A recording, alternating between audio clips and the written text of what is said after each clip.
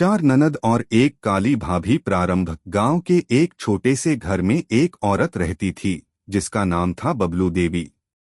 बबलू देवी की शादी आज से 8 साल पहले हुई थी। उसका पति दीपक गांव के सबसे अच्छे लड़कों में से एक माना जाता था। लेकिन बबलू देवी का रंग सांवला था और वह इसी कारण अक्सर दूसरों की नजरों में नीची समझी जाती थी।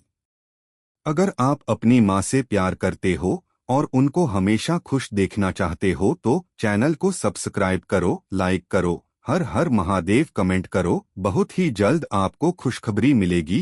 प्लीज वीडियो को लास्ट तक जरूर देखें। अब आगे सुने। बबलू देवी का गांव में किसी से ज्यादा मिलना जुलना नहीं था, क्योंकि वह जानती थी कि लोग उसकी रूपरंग को लेकर अक्सर उसे नीचा दिखाने की कोशिश करते हैं। लेकिन उसका पति दीपक उसे बहुत प्यार करता था और यही बात बबलू देवी की जिंदगी का सबसे बड़ा सहारा थी। दीपक के घर में उसकी 4 बहनें थीं, जिनमें से हर एक का नाम था परी, रानी, ममता और सीमा। ये चारों नंदें बबलू देवी के लिए हमेशा एक चुनौती की तरह थीं। हर दिन कोई न कोई मौका आता जब वे उसे तंग करने का कोई न कोई तरीका ढूंढ लेती थीं। परी, जो सबसे बड़ी थी, उसे हमेशा अपनी सुंदरता पर घमंड रहता था। रानी को लगता था कि उसका शिक्षा स्तर सबसे ऊंचा है। ममता को अपना परिवार बड़ा और संपन्न दिखाना पसंद था और सीमा, जो सबसे छोटी थी, अपनी शरारतों के लिए प्रसिद्ध थी। इन चारों का एक ही उद्देश्य था, भाभी को तंग करना। भाभी का संघर्ष। बबलू देवी जानती थी कि इन बहनों के लिए उसकी काली त्वचा एक बड़ा मुद्दा बनेगा। कभी उनका मजाक उड़ाना, कभी उसे कामों में ओवरलोड करना, तो कभी उसे किसी न किसी बहाने से हतोत्साहित करना, ये सब कुछ वे करती। लेकिन बबलू देवी कभी हार नहीं मानी। वह समझती थी कि जीवन में संघर्ष आना स्वाभाविक है, लेकिन उसे अपने आत्मविश्वास को कभी टूटने नहीं देना चाहिए। दीपक ने भी अपनी बहनों से कई बार कहा था कि वे अपनी भाभी का आदर करें, लेकिन वे कभी उसकी बातों को नहीं मानती थीं। एक दिन दीपक ने अपनी बहनों से कड़ा संवाद किया कि अगर वे अब भी बबलू देवी को तंग करेंगी तो उसे वह सबक सिखाएगा जो वे हमेशा से डिजर्व करती थीं।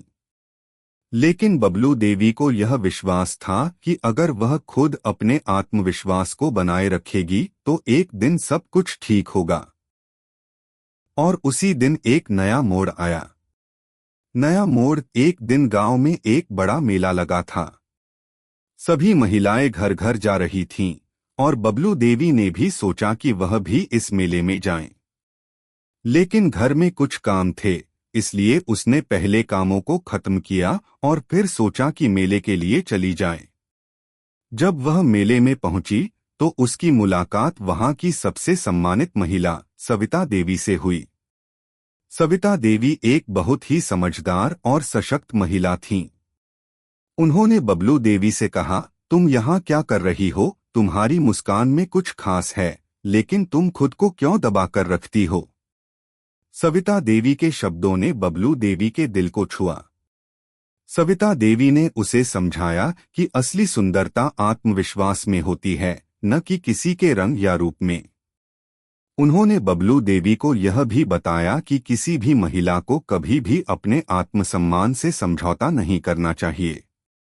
सविता देवी के शब्दों ने बबलू देवी के जीवन को बदल दिया। उसने अपनी बहनों के सामने फिर से सिर उठाकर खड़ा होने का फैसला किया। समाप्ति। कहानी में कई मोड़ आए। बबलू देवी ने खुद को पहचानने की शुरुआत की और धीरे धीरे अपनी 4 नंदों को भी अपनी आत्मसम्मान की कीमत समझाई। वह जान गई कि असली शक्ति अपने भीतर होती है और किसी भी समाज में अपनी पहचान बनाने के लिए रंगरूप से ज्यादा जरूरी आत्मविश्वास और मेहनत है। कैसी लगी आपको कहानी? प्लीज कमेंट करो, लाइक करो, सब्सक्राइब करो। धन्यवाद।